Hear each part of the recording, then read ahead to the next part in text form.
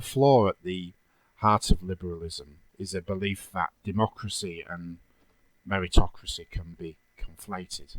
In other words, there is a belief that you can have a society in which everybody is equal politically, but at the same time merit is rewarded, and even that one means the other. I believe democracy and meritocracy are in fact two discrete systems in contradiction and are opposites, though the abandonment of one does not necessarily mean the adoption of the other. Insofar as a hybrid democratic meritocracy can exist, in other words a meritocracy within democracy, it can never energetically express the values of one or the other system, and is instead embodied by a confused society, which is what we have now.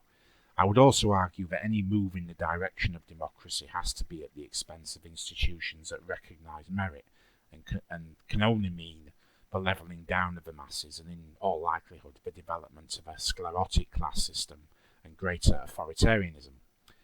I think the poor governance of this country is partly due to a confusion of these values of meritocracy and democracy, which we see in the changes that have taken place in this country over the last 60 or so years. What we have seen is a gradual erosion of what was a nascent meritocracy at the outset of the 20th century, in favour of a more entrenched class system, which is starting to take on the characteristics of a caste system. In particular, the traditional mechanisms for recognising merit, which in the 20th century included grammar schools, have been abolished. What we have instead in the school system, for instance, is a situation where the working class must attend the equivalent of secondary moderns, which cater for the lowest common denominator, while those who can pay for private education or they pay for more expensive housing, so that their children can be placed in the better state schools. So a developing meritocracy has been replaced by something more akin to a caste system based on raw wealth. I don't watch TV, but now and then I will look at it, and I've noticed the majority of politicians of both left and right, as well as soap stars and TV actors and presenters and whatnot, are not the product of an energetic meritocracy, but of private schooling or better state schooling.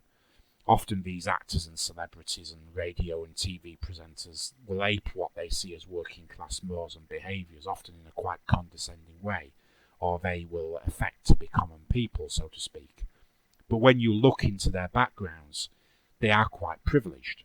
They've gone to a private school or a grammar school or similar.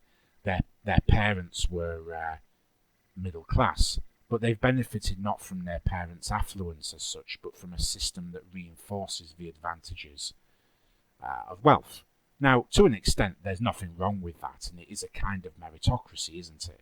Why shouldn't having money be used to give your own children a head start? I don't see anything wrong with that, it's fine. That's not specifically what I'm criticising. The problem I'm raising here is when the advantage is used to create a system that actually keeps people down, which has the effect not of recognising merit, but of encouraging weakness and complacency. When this is institutionalised, it should be no surprise that we have a culture that produces TV programmes like Skins or Sex Box, which are just filth. It's also no surprise that politics on both the left and the right becomes centred around simple-minded demagogues, like Farage on the right and Galloway on the left, who have no understanding of Brexit and think we can leave the EU by sending Brussels a written note. What this reflects is a society where the greater mass of people are just dumbed down. Take another thing that, or they're thought to be dumbed down. Take another thing that Galloway was involved with, the criticism of the Iraq War. The left relied heavily on personality attacks on Tony Blair, who was called a liar, which may well have been true in the context of Iraq. But just as with Brexit, this is Mr. Galloway diverting us from the real issues. He gets away with it because our culture and our education system are producing a population that can't think critically and that turn to simple-minded arguments. This isn't ruled by the best people, or in the case of Galloway and Farage, lawmaking by the best people. It's democratic rule. In other words, our rulers and lawmakers and the media know that since everybody is politically equal and everybody has a vote, they can just appeal to the lowest common denominator. I think the key reform in the dumbing down, or as I would put it, the democratising of this country, was the abolition of the grammar school system. Instead of bright working class children achieving and aggressively elbowing their middle class counterparts out of the way, bright working class children now have to attend substandard schools alongside children with no interest in learning. That way everybody's equal, but as we can see, equality in that sense means levelling down, with those who are able to paying their way into private schools or the best state schools for their own children. Many of the people who do so are happy to preach democracy for the working class while they enjoy the benefits of meritocracy. So in this sense, democracy and meritocracy are opposites. Personally, it wouldn't bother me if I had children and they ended up in blue-collar jobs, as long as that is what they are best suited to. But some people are bothered by it, and so they will make sure their children have what they think is the best start in life and will push them in a certain direction. I would argue that this is more about the vanity of the parent actually than the welfare of the child, but it reflects a liberal society in which it is assumed that everybody's individual personal needs should take priority and everybody has the right to fulfil what they think is their potential. Concomitant with that, we have also seen the dumbing down of academic qualifications and the devaluing of trade qualifications. This has happened through the pressure for young people to go to university and to get into debt obtaining degrees, And I say obtaining rather than earning degrees, and sometimes advanced degrees, and these are qualifications they don't need. You can have a bachelor's degree, a master's degree, a PhD even, but it doesn't change what you are. While you were wasting time acquiring these vanity qualifications, you could have been in the world of work, either at a factory or down a coal mine or learning a trade or in commerce or training in a profession. You used to be able to train as a teacher, for example, without a degree, and it used to be common for people to enter the professions like law, accountancy, nursing and so on after leaving school at 15 or 16. And now everybody needs a degree. Why? One of the arguments put forward for requiring this, blanket graduate entry into jobs and professions is prestige. That should tell you everything about the relevant people involved and how things are now upside down and how authentic achievement is being replaced with plastic attainments. And if you're not very academic, taking a degree might be a way of consoling yourself and proving to others that you can do it.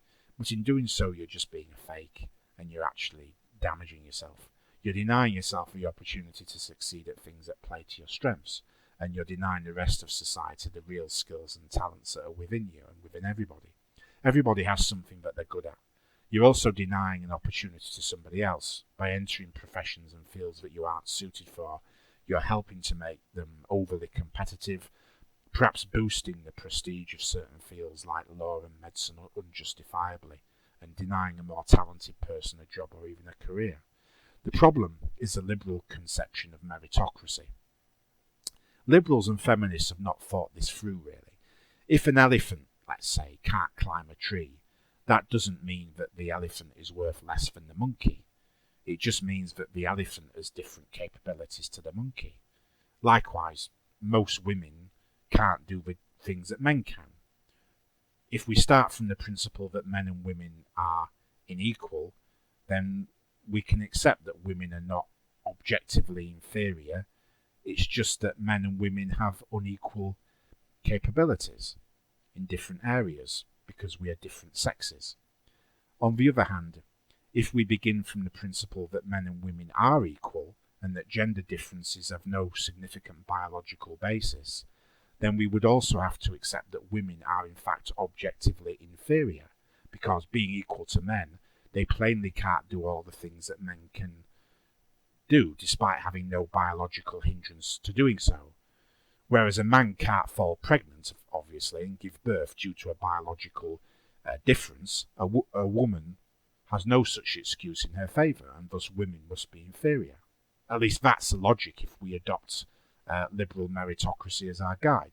So when we understand things this way, we can see the potential for liberal meritocracy to result in cruel and even unjust outcomes. That the liberal meritocrat expects women to fight in wars because women, after all, are equal and should moreover be given the opportunity to serve in the military. Anything less would be discrimination, wouldn't it? National Socialism and the beliefs of Adolf Hitler provide some philosophical clarification on these issues. Hitler implicitly rejected the liberal interpretation of meritocracy because he didn't regard human beings as fungible, any more than the elephant and the monkey are fungible in most situations.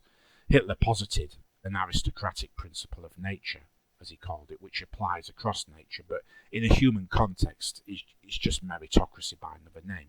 But it is a meritocracy based on ordained abilities, and that recognises that talents and abilities are inheritable, and that there are natural differences between different sorts of people, i.e. between men and women and between people of different races and so on.